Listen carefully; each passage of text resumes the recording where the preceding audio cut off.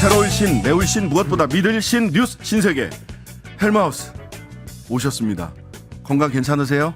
일단 돌아왔습니다. 감기는 아직 완전히 떨어지진 않았는데 네. 어제 이제 약간 죄책감을 느끼면서 나중에 좀 돌려보고 나서 내일은 꼭 나가야 되겠다라는 다짐을 하고 오늘 돌아왔습니다. 네.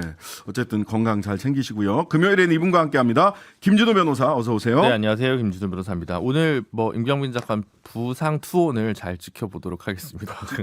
부상 투혼을 하는 만큼 그보다 더 열심히 메워주시리라 파트너에 무슨 감독님이신가요? 네. 지켜보지만 마시고요. 네, 메워주십시오. 알겠습니다. 네. 자, 오늘의 뉴스 만나보겠습니다. 첫 번째는 아무래도 후쿠시마 시찰단 귀국한 얘기일 수밖에 그렇습니다. 없을 것 같습니다. 오늘 오후에 귀국을 했습니다. 5박 6일간의 후쿠시마에서의 시찰 일정을 끝내고 왔고요. 시찰 단장인 유구키 원자력 안전위원장이 인천국제공항에서 이제 인터뷰를 하면서 시찰단 활동에 대해서 궁금하신 부분 많으실 텐데 가급적 빠른 시일 내에 정리해서 설명드리도록 하겠다라고 밝혔습니다. 좀 기다려봐야 될 것 같고요.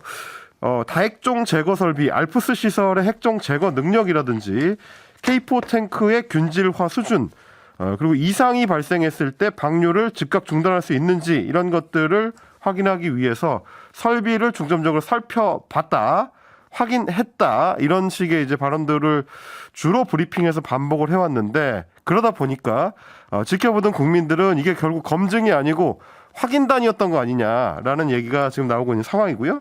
특히 이제 조속히 결과 보고를 하겠다고 했지만 과연 언제가 될 것이냐에 대해서도 좀 의문들이 좀 많이 남습니다. 그리고 이제 실제 활동 내용에 대해서도 문제인데 관건이었던 오염수 안전성에 대한 최종 결론 오래 걸릴 걸로 보이고 그리고 당장 다음 달이면은 IAEA의 검증 결과가 나올 걸로 예상이 되고 있기 때문에 결국에는 그 발표 이후에 결과 보고가 이루어지지 않겠느냐라는 관측이 많습니다. 그러면 결국 그냥 IAEA를 기다리면 되지 뭐하러 우리가 별도로 갔느냐라는 의문도 당연히 따라 나오고 있습니다. 네.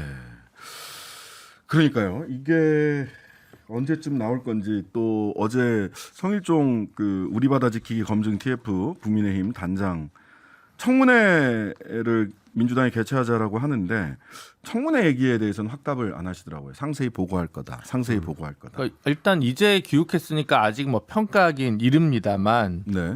일단 근본적으로 시찰단이 할 수 있는 활동의 구조적 제약이 있었기 때문에 가서 시찰단을 열심히 했겠지만 열심히 한다고 해서 넘어설 수 없는 혹은 확인할 수 없는 어떤 지점들이 있지 않았습니까? 시료 채취를 할 수 없다든가 이런 부분들이 있었기 때문에 결국은 그 IAEA 그리고 이후에 오염수 방류와 관련된 일본의 행보에 대해서 약간의 어떤 정치적 면죄부를 주는 역할을 한 게 아닌가라는 평가를 받을 수 있어서 그 부분이 상당히 우려스러운데 아직까지 최종 평가가 나온 건 아니기 때문에 조금 를 하겠습니다만 걱정은 많이 됩니다. 예, 유국희 단장이 설명드리겠다라고 하는 것도 사실은 오염수 안전성 검증 내용 그 자체가 아니라 그렇습니다. 시찰단이 가서 어떤 활동을 했는지를 설명하겠다라는 그 거예요. 밸브 살펴보고 온 거 이런 거. 그렇습니다. 유국희 단장 말로 하자면 이제 확인했다라는 부분들이 뭐였는지를 아마 이제 설명하는 자리가 될 것 같은데 오염수의 안전성에 대한 검증은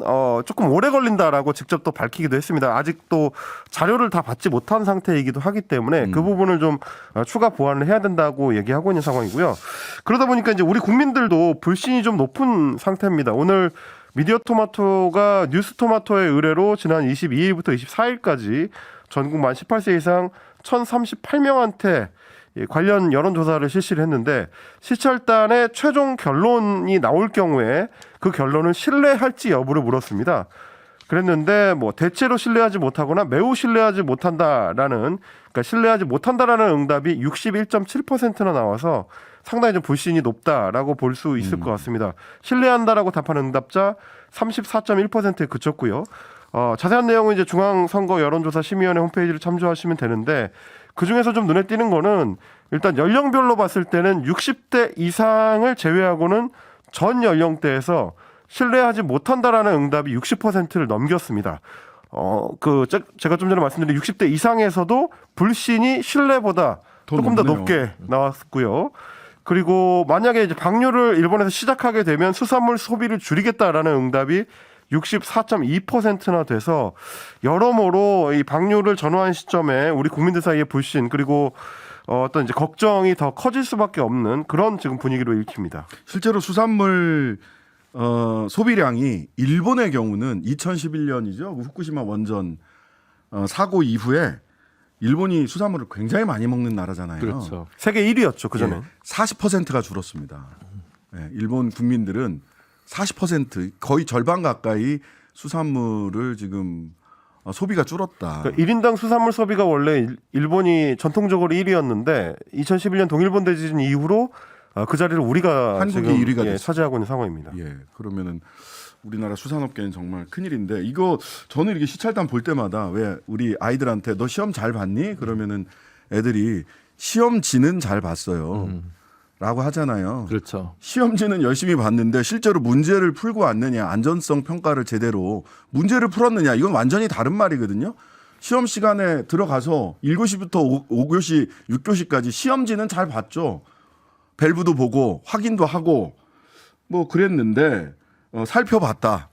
근데 안전성 평가를 할 수 있느냐. 더군다나 이걸 IAEA 최종 결과 보고서 이후에 안전성 평가에 대한 이야기를 한다면 왜 갔나? 그렇죠. 라는 근본적인 질문을 던질 수밖에 없는 거죠. 약간 참가에 의의를 두는 올림픽 정신? 전국체전 정신이라고 하고 올림픽에 아무나 참가할 수는 없습니다. 아, 네. 네. 전국체전을 제가 또 비하한 게 되나요? 어쨌든 전국체전도 물론 자격을 갖춰야 되긴 네. 합니다. 예. 참가에 의의를 두는 것. 네. 자, 정치권에서는 관련된 공방 이어지고 있습니다. 그렇습니다. 민주당은 일단 후쿠시마 원전 오염수 해양 투기 문제 그리고 후쿠시마 수산물 수입 문제를 묶어서 이걸 저지하기 위한 대국민 서명운동을 오늘부터 시작한다라고 선언을 했고요. 장애투쟁에 나섰습니다. 오늘 서명운동 발대식에서 이재명 대표가 한 얘기 직접 들어보시겠습니다. 일본 정부야 돈을 아끼기 위해서 오염물질 해양 투기를 감행할 수도 있습니다.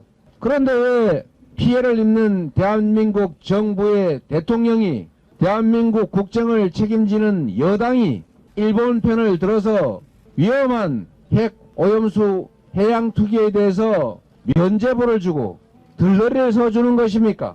이게 대한민국 정부, 대한민국 대통령, 대한민국의 여당이 취할 태도가 맞습니까, 여러분? 네. 자, 여기에 대해서 또 국민의힘에서는 괴담, 망언이다라고 대응을 하고 있죠. 오늘 국민의힘은 민주당이 결국에는 뭐 김남국 코인 논란 등을 비롯한 자기 당에 덮친 논란들을 덮기 위해서 후쿠시마 오염수 문제를 키워서 혹세무민을 하고 있다. 이렇게 좀 공세를 취했습니다. 특히 이철규 사무총장 같은 경우는 민주당의 이제 국회의원들을 두고 망언 제조기들이다. 이렇게 직접 비판을 했는데 역시 들어보시겠습니다. 안민석 의원은 후쿠시마 오염수를 대통령 내부터 먹어보라 비아냥거렸습니다. 악플러인지 국회의원인지 분간할 수 없을 정도의 저급한 막말들입니다. 국민에게 불안감과 공포를 조성하고 과학이 빠진 막연한 혹세무민에 나설 것이 아니라 지금 우리 국민을 가장 위협하는 것은 민주당의 입이라는 사실을 명심해야 할 것입니다. 잘 모르겠네요. 그 대통령 내부터 먹어보라라는 말은 막말이다. 이게 이제 어제 안민석 의원이 YTN 라디오 뉴스킹 박지훈입니다에 이제 출연해서 국민들에게 먹어보라고 하기 전에 시찰단부터 한번 먹어보고 그 전에 대통령 내부터 먹어보시라라고 했었던 말을 받은 건데요. 물론 이제 먹으면 안 됩니다. 저희가 어제도 소개를 해드렸습니다만은 이제 음용수 기준보다는 훨씬 높은 삼중수소를 함유하고 있기 때문에 걸러지지 않았습니다. 그 문제 때문에 먹으면 안 된다라는 게 한국원자력연구원의 이제 공식 입장이고요. 근데 이제 생각을 해보면 애초에 마실 수 있느냐 없느냐를 가지고 논쟁을 붙인 핵심은 국민의힘의 우리 바다 지키기 검증 TF에서 초빙을 했었던 앨리슨 교수, 영국 옥스퍼드 대학교 명예 교수였는데 네. 거기에 더해서 성일종 TF 위원장 역시 화장실 물이 깨끗해도 안 마시는 것과 같은 이거는 심리적인 문제다라고 얘기를 정서적 문제다. 이렇게. 그렇습니다. 정서적 이제 문제. 뭐 그런 식으로 이제 이 논란을 이제 끌어왔던 건 어떻게 보면 정부 여당 쪽이라고 할 수 있는데 그 얘기를 이제 되돌려줬더니 그거는 하면 안 되는 말이다, 망언이다 이렇게 얘기하는 셈이라서 앞뒤가 맞느냐는 비판은 좀 있습니다. 2021년에 그 양 당이 각각 오염수 방류에 관한 규탄 결의안을 국회에서 냈죠. 이제 냈잖아요. 그러니까 그때 보면 결국은 양 당이 따로 낸 거는 국민의힘이 이제 문재인 정부에 대한 규탄 부분을 추가시켰기 때문에 좀 달랐던 거고, 기본적으로 최대한 일본 정부가 투명하게 모든 과학적 데이터를 달라고 하는 부분이 핵심적인 논지 중에 하나였거든요. 그러니까 네. 이 문제는 사실 여야의 그러니까 정치적 논방 이런 문제가 아니라 과학의 문제고 안전의 문제고 생명의 문제고 환경의 문제지 않습니까? 그래서 너무 이제 외교적 성과를 위해서 이 부분을 부차화시키는 자세 말고 그냥 애초에 국민의힘도 2021년에 규탄한 결의안을 냈을 때 초심으로 돌아가서 이 문제를 좀 정확하게 보는 게 좋지 않을까, 저는 그런 생각이 많이 듭니다. 당시에 그 결의안에 그 가결에 그 찬성 의사 표시를 했던 분이 김기현 대표도 있고 지금 조태용 안보실장도 당시에 가결 의견을 냈었고요. 정진석 부의장도 예. 있었고. 네, 그래서 그리고 이제 시찰단이 돌아온 마당이니까 뭐 좀 한번 얘기를 해볼 시점은 된 것 같긴 한데, 우리가 그러니까 이런 어떤 외교적 현안들이 발생했을 때는 원래 같으면 이게 외교 활동에 있어서 중요한 지렛대로 작용하기 마련이거든요. 네. 지금 이제 뭐 여당 쪽에서 계속 이야기를 하고 있는 소위 광우병 집회가 이제 벌어졌을 당시에도 우리 검역 주권을 더 이제 강력하게 행사하는 지렛대 역할을 했었던 게 사실인데, 보통 이제 그리고 뭐 유럽 같은 경우도 환경 규제를 방패로 만들어서 검역 조건을 좀 까다롭게 네. 바꾼다든지, 뭐 아니면 이제 통관 조건을 까다롭게 바꾼다든지, 이런 것들은 원래 이제 각 주권 국가가 사용하는 중요한 어떤 외교적 장치 중에 하나입니다. 근데 이제 우리 같은 경우는 지금 일본이 먼저 나서서 도와달라고 하지도 않은 상황에서 굳이 정부 여당이 먼저 나서서 하는 것 같은 지금 모양새가 되다 보니까, 왜 우리가 외교적 지렛대를 지레 포기하면서 이제 이런 행보를 좀 하고 있는가, 거기에 의문을 가지는 국민들이 좀 많은 것 같습니다. 자, 저는 마지막으로 질문 하나 던져볼게요. 앨리슨 영국 교수님 그렇게 말씀하셨으니까 그 먼저 오염수 마셔보시죠. 라고 얘기하면 막말입니까 아닙니까? 두 번째, 성일종 우리 바다 지키기 검증 TF 팀장님 정서상의 문제라니까 정서상의 문제를 차치하고 오염수 좀 한번 마셔보십시오. 라고 얘기하면 막말입니까 아닙니까? 대통령 내외 오염수 한번 마셔보시죠. 라고 하면 막말입니까 아닙니까? 어떤 차이가 있는 거죠? 막말의 기준은 무엄하다 이런 겁니까? 저는 이런 질문을 한번 던져보고 싶네요. 누구한테 마시라고 하면 막말이고 누구한테 마시라고 얘기하면 막말이 아닌 건지 궁금하다. 예. 자, 요즘 뭐 집시법 우리 또 김준호 변호사님 전문 분야죠. 아, 네. 예, 예. 전문까지는 아닌데, 네, 뭐 어쨌든 그렇습니다. 어제 대법원 앞에서 열릴 예정이던 비정규직 노동자들의 투쟁 문화제와 노숙 농성, 이게 문화제인데 네. 원래 문화제는 집시법 신고 대상도 아니에요, 심지어. 그렇습니다. 근데 해산됐다면서요. 해산당했다면서요. 네, 현재 그 불법 집회를 할 소지가 있다고 해서 현장에 있던 비정규직 노동자 3분 정도가 공무집행 방해 혐의로 이제 체포됐다고 하는데요.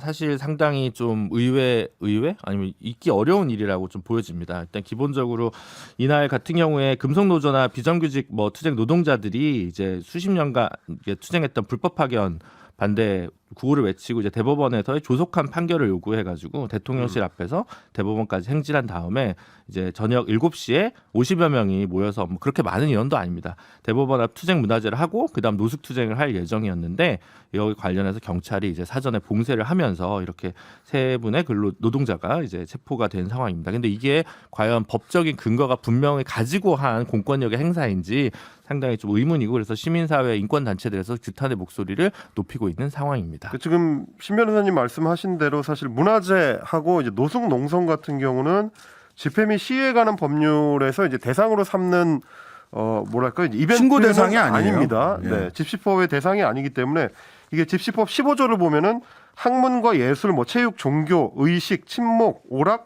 관혼상제나 국경행사 같은 것들의 경우에는 집시법 적용해서 이제 예외로 한다라고 규정을 하고 있기 때문에, 그래서 이제 문화재라는 형태를 띠는 행사들이 이제 종종 개최되는 이유도 이제 사실 여기에 있긴 합니다.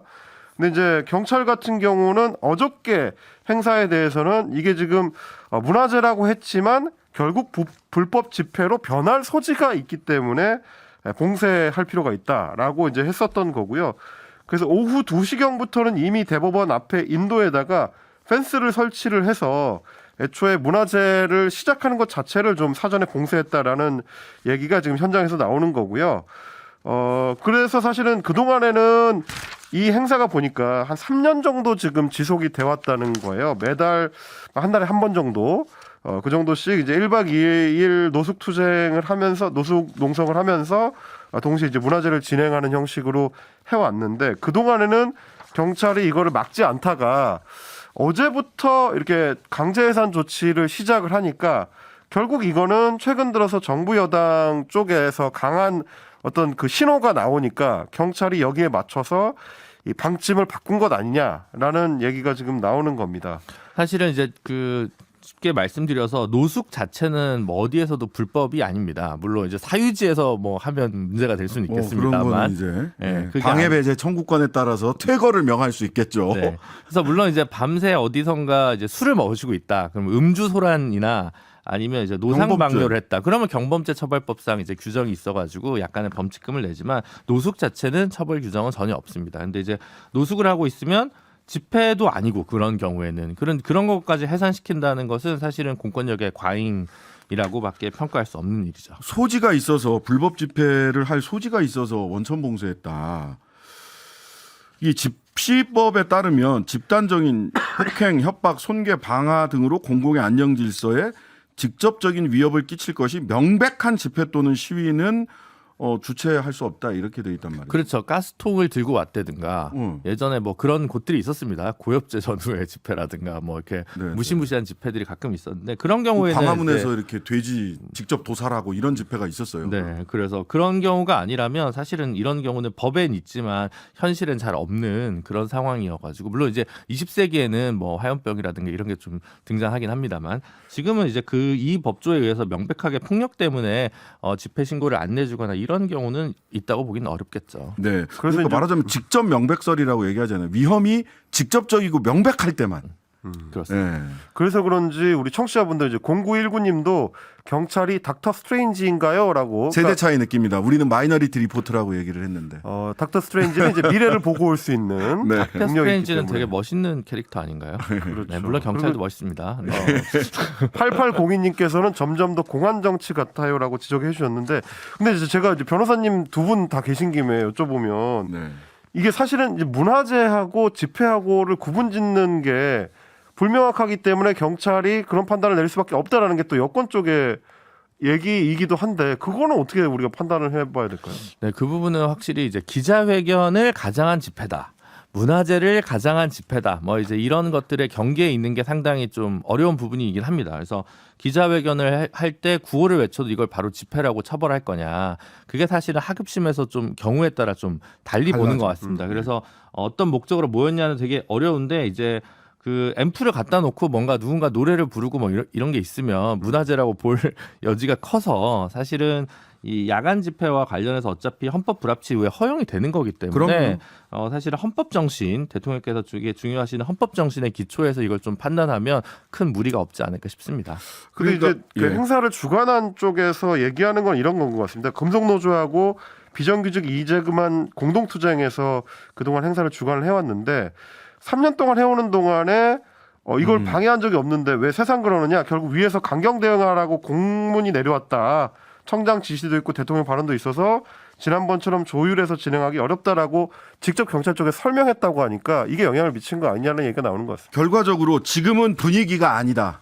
이 얘기잖아요. 그렇죠. 그러면 국민의 집회와 시위의 자유, 표현의 자유, 국민의 생명권 이 다음으로 중요한 게 자유민주주의에서 표현의 자유, 그 집회 시위의 자유인데 이것이 분위기에 따라서 보장이 될 수도 있고 안 될 수도 있다? 이거는 법치주의가 아니지 않나요, 김 변호사님? 네, 그러니까 지금 이제 청취자분들의 좀 이해를 돕기 위해서 말씀드리면 지금 헌법 10조가 두 가지 그 판결에 의해서 약간 그 조문 그대로 해석하면 안 되는데 12시 이후에는 시위는 금지된다고 보면 맞고요. 12시 이후에 집회는 가능합니다. 집회와 시위가 뭐가 다르냐라고 하면 집회는 모여 있는 거고요. 시위는 행진하는 거라고 보시면 되거든요. 네. 그래서 이제 12시 이후에 행진하는 경우는 이제 그거는 불법이 맞습니다. 근데 이제 이분들은 그냥 모여 있는 거거든요. 그리고 50명 정도가 대법원에 있었던 거기 때문에 이걸 네. 가지고 불법성 운운하는 것은 좀 과도한 것 같습니다. 예, 뉴스 신세계 잠시 광고 듣고 이어가겠습니다. 신장식의 뉴스 알기 김경빈 작가, 김진우 변호사 뉴스 신세계 이어가겠습니다. 김희영님 너무 심하게 걸리셨네요. 헬마우스님. 굉장히 걱정하는 분들이 많습니다. 아, 저스틴님 헬마우스 안 좋네 들어가세요. 5분만 더 하고 들어가시는 걸로. 네, 5분만 더 하겠습니다. 예. 그 자. 최근에 이제 그 경찰 쪽의 내부 분위기가 어떤가를 알 수 있는 기사가 하나 나왔는데, 네네. 그러니까 뭐 직장인 익명 커뮤니티죠. 이제 블라인드에 올라온 글이 하나 좀 화제가 됐습니다. 네. 경비국장 주재 대규모 집회 사후평가 회의 결과라는 문건을 누군가가 이제 블라인드에 올린 건데요. 내용을 네네. 보니까 지금 이제 계속 그 여당에서 이제 문제를 삼았던 건설 노조의 상경 집회 관련해 가지고 경찰의 안일한 대응에 대한 비난이 많았다라고 지적을 하면서 네. 앞으로 이런 상황이 자주 발생할 것으로 보이니까 강도 높은 훈련을 추진하겠다라고 하면서 모든 기동대원의 정신 재무장이 꼭 필요하다. 정신 재무장. 어디서 많이 듣던 얘기입니다. 이런 얘기가 나온 겁니다. 근데 이제 뭐 아시다시피 블라인드에 이 공문이 올라왔을 때는 별로 이제 찬성하지 않는다는 의미겠죠. 실제로 경찰 내부에서도 이 글에 대해서 얘기가 나오는 걸 보니까 결국 간부들의 지휘 역량이 부족하니까 일선 경찰들한테 책임을 떠넘기려고 하는 거 아니냐. 결국 이제 업무 강도만 높이려고 하는 거 아니냐. 그렇지 않아도 한 달에 180시간씩 그 시간의 수당 근무를 하고 있다. 이런 얘기들이 지금 나오고 있는 실정입니다. 네.